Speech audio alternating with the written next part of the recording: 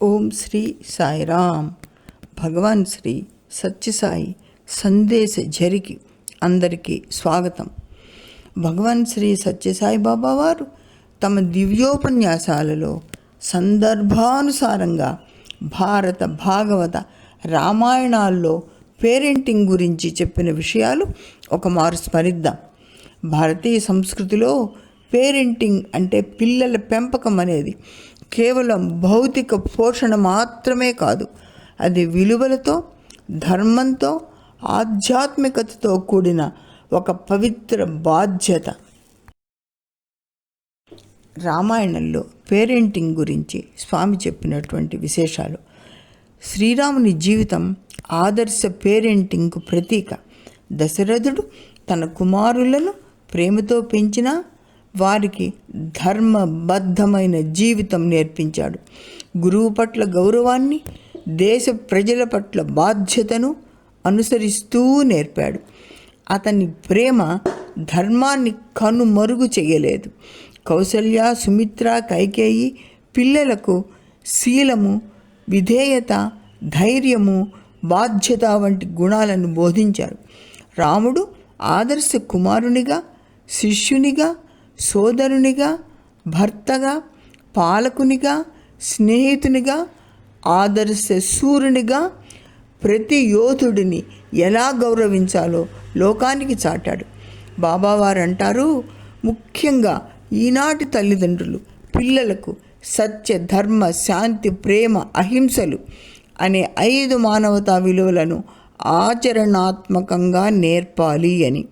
Parenting అంటే బిడ్డలు తమను పెంచి పెద్ద చేసినందుకు ప్రతిగా తల్లిదండ్రులకు ప్రేమను చెల్లించాలి, గౌరవించాలి, ముసలి వయసులో వారిని ఆదరించాలి.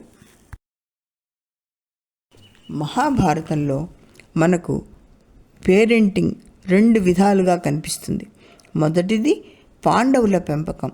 కుంతీదేవి భర్త పాండురాజు మరణించిన పిల్లల పెంపకంలో నిరంతర కృష్ణనామంతో భక్తులుగా, ధర్మబద్ధులుగా పెంచింది. తన సంతానమైన పాండవులను వారు భగవత్ కృపతో అన్నిట్లో విజయాన్ని సాధించను ఆమె పెంపకమే కారణం. ధృతరాష్ట్రుడు, గాంధారి కౌరవులను కంటితో చూడక, వారి అక్రమాలు సరిదిద్దక, అతిగారాభంగా, అంధ ప్రేమతో విచ్చలవిడిగా పెరగటానికి అవకాశం ఇచ్చారు. తప్పు చేస్తున్నారని తెలిసినా ఆపలేకపోయారు. గుడ్డి ప్రేమ వలన అతి మమకారం పిల్లలు చెడుదారి పట్టడానికి అవకాశం ఇస్తుంది. ధృతరాష్ట్రుడు దుర్యోధనుడి తప్పులను సరిచెయ్యలేదు. ఇది తప్పు పేరెంటింగ్కి ఉదాహరణ. తనది కాని రాజ్యాన్ని కొడుకులకు ఇవ్వాలనే దురాశతో వంశ నాశనం చేసుకున్నాడు. తల్లిదండ్రులు పిల్లల తప్పులను సరిదిద్దాలి. కేవలం వెర్రి ప్రేమ చూపకూడదు. వారు ఎవరితో స్నేహం చేస్తున్నారో కూడా గమనించి సరిచేయాలి. భాగవతంలో ప్రహ్లాదుడు, ధ్రువుడు, శ్రవణకుమారుడు, మార్కండేయుడు వంటి బాల భక్తుల జీవితాలు పేరెంటింగ్లో ఆధ్యాత్మికత ప్రాముఖ్యతను చూపిస్తాయి. బాబావారు అంటారు, చిన్నప్పటి నుంచే పిల్లలకు భగవద్భక్తి నేర్పాలి.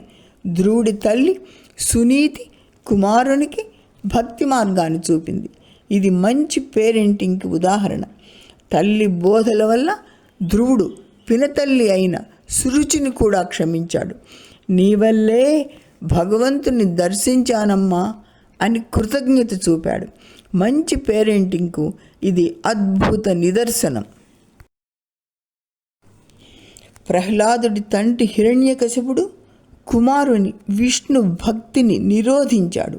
అయితే కుమారుడు భక్తుడు కావటాన అతని వలననే మోక్ష ప్రాప్తి పొందాడు. అంతేకాక భగవంతుడు సర్వాంతర్యామి అని స్తంభం నుంచి రావించి రుజువుపరిచాడు. బాబావారు పేరెంటింగ్ గురించి చెప్పిన ముఖ్య విషయాలు. పిల్లలకు ప్రేమతో పాటు క్రమశిక్షణ నేర్పాలి. తల్లిదండ్రులే పిల్లలకు మొదటి గురువులు. తల్లి ఒడి, ప్రథమ బడి, గుడి అని కూడా స్వామివారు చెప్పే ఉన్నారు. పిల్లలు తల్లిదండ్రులు చేసే పనులను అనుకరిస్తారు కనుక బహుజాగ్రత్తగా వ్యవహరించాలి. మంచి సంస్కారం చిన్నప్పుడే నేర్పాలి. కుటుంబ వాతావరణం శాంతియుతంగా, ప్రేమపూరితంగా ఉండాలి.